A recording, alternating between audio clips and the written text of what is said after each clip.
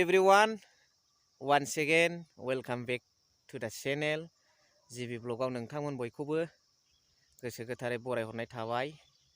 Okay guys मोन, जोंना Christmas फैगासिनो दङ. दा एडभान्सलि आङो नोंथांमोनखौ विश खालामहरग्रोबाय गाइस मोन. Happy Christmas. लोगोसे नोंथांमोना भिडिअखौ आसा खालामदों जोबजासिम नायलांगोन होननानै गाइस मोन.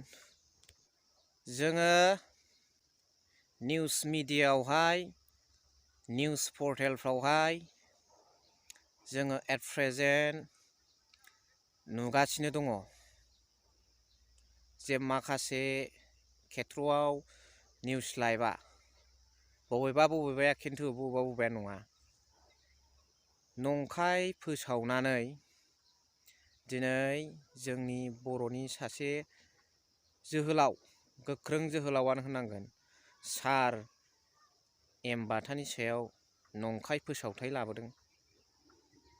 आरो बे नंखाय फोसावथाया माब्लाबा समाव बिब्दिनो जोङो जोंनि माखासे हिस्ट्रिखौ नाहरबा नुनो मोनो बे रोखोमनि नंखाय फोसावथाया जोंनि गेजेराव मालाबा दुंहाव थासारि सोमजिहोयो. थिग दिनै ससियेल मिडियानि जुगावबो बेयो जोंनि गेजेराव स्प्रेड जालांबाय. खिन्थु जोङो मेलेमखौ स्टेडि खालामनानै माखासे खोथाखौ रायज्लायनायावहाय जोङो मिन्थिनो मोनफिनबाय.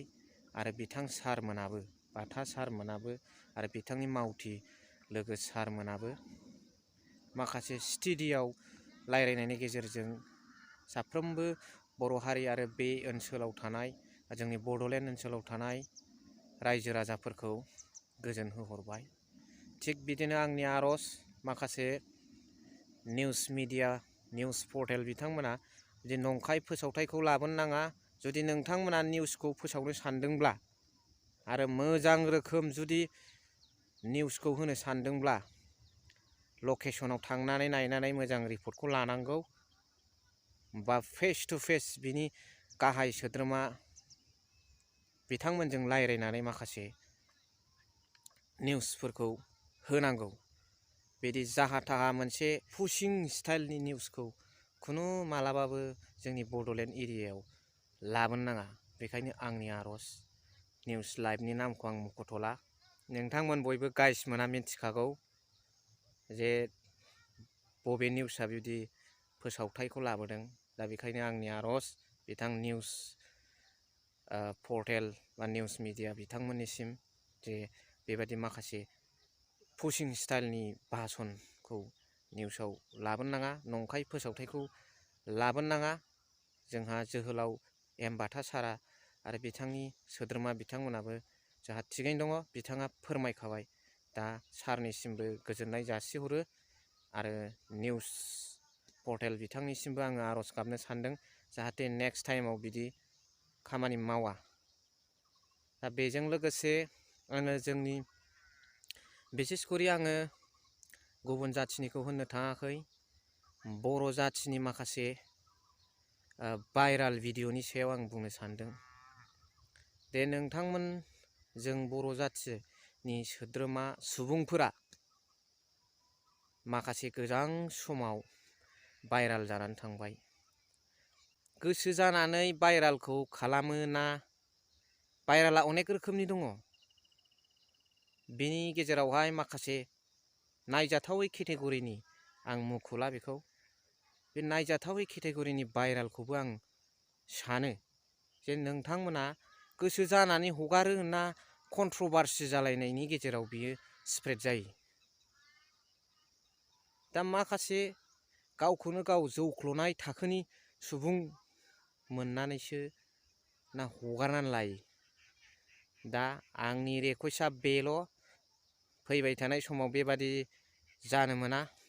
सोरनिबा दारै जानायाव जोंहा लाजिनांगौ गैया, खिन्थु गावबा गाव गोसो जानानै बा गाव थाफानायखौनो सोरबाया बेफोरबायदि भाइराल खालामनायाव खिन्थु जोंहा बयबो बर' फिसाफ्राबो बुंनांगौ दं. दा आं बुंनो नागिरनाया बेनो, जों बर' जाथिया इसिबांद्राय गोजौआवबो थांद्रायथ'वाखै. दा सोलिगासिनो दङ, डेभेलपिं जागासिनो दङ. आरो जोंनि हारिया गुबुन गुबुन कान्ट्रिसफोरनि डेभेलप जाथिफोरजों जों रुजुथ'नो हाया।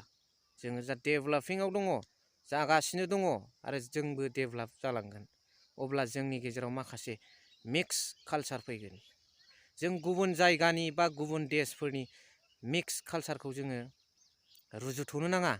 जायो मिक्स कालचार थानाय जायगायाव माखासे बुस्थुआ सोलिनो नागिरो, बेखौ आंबो गनायो आरो जोंबो गनायनांगोन। दा बेखायनो जोंनि माखासे डेभेलप जानाया दा डेभेलपिंआवसो दंगासिनो दङ। जोङो मिक्स कालचारजों दासिमाव जोङो रुजुथ'नो हाया। मानोना जों बर' हारिया मिक्स कालचार नङा। जोंहा distinct language, distinct culture, distinct race दंखायो।